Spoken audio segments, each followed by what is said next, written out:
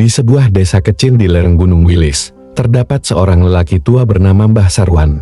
Orang-orang mengenalnya hanya sebagai penjual pecel daun jati. Sarapannya sederhana, bajunya tak pernah baru, dan rumahnya hanya berdinding bambu tua yang reot.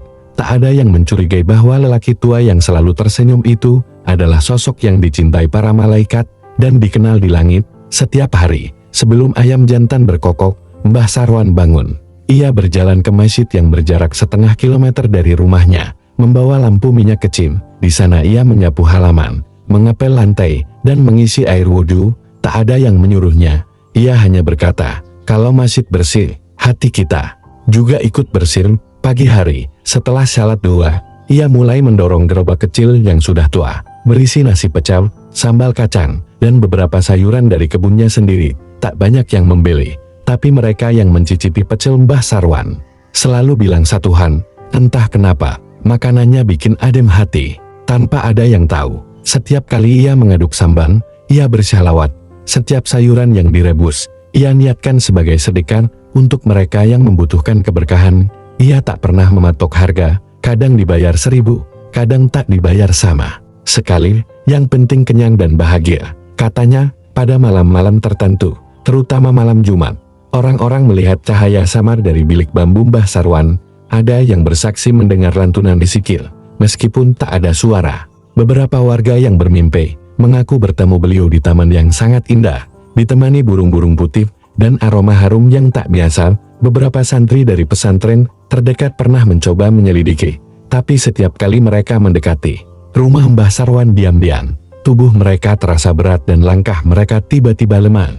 Seorang ustaz pernah berkata, Allah sedang menjaga rahasianya, jangan sembarangan. Suatu hari, Mbah Sarwan dituduh sebagai dukun, karena ada warga yang merasa kesambet usai makan pecelnya. Ia dipanggil ke balai desa, tapi bukannya membela diri. Beliau hanya tersenyum dan berkata, kalau memang aku bersalah, biar Allah yang urus aku. Anehnya, orang yang menuduh justru jatuh sakit keras malam itu, dan dalam mimpinya, ia melihat Mbah Sarwan duduk di tengah lingkaran cahaya, dikelilingi para wali. Sejak saat itu, semua orang mulai pelan-pelan sadar bahwa yang mereka anggap orang tua biasa, mungkin bukan orang sembarangan. Di hari Jumat terakhir bulan Syaban, Mbah Sarwan mengumumkan bahwa ia takkan berjualan lagi. Ramadan ini, aku ingin khusyuk ibadah, katanya. Tak ada yang tahu, itu adalah hari terakhir mereka melihatnya. Hari keempat Ramadan, suara azan subuh tak terdengar dari masjid. Seperti biasa, orang-orang berduyun-duyun ke rumahnya, dan di sana, mereka menemukannya wafat, dalam posisi sujud. Dengan aroma harum semerbak memenuhi ruangan, langit mendung, tapi tak ada hujan.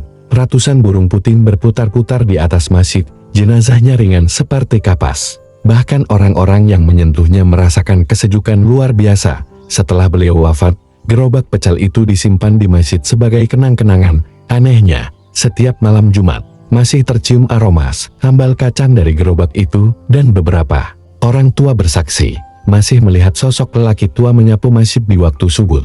Seorang kiai sepuh dari luar kota pernah berkata saat bersiaran, aku tidak kenal beliau semasa hidupnya, tapi namanya disebut dalam majelis para wali di langit.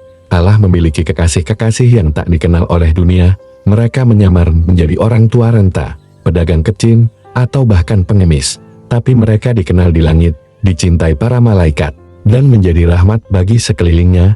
Mbah Sarwan adalah satu dari mereka, wali Allah yang tersembunyi.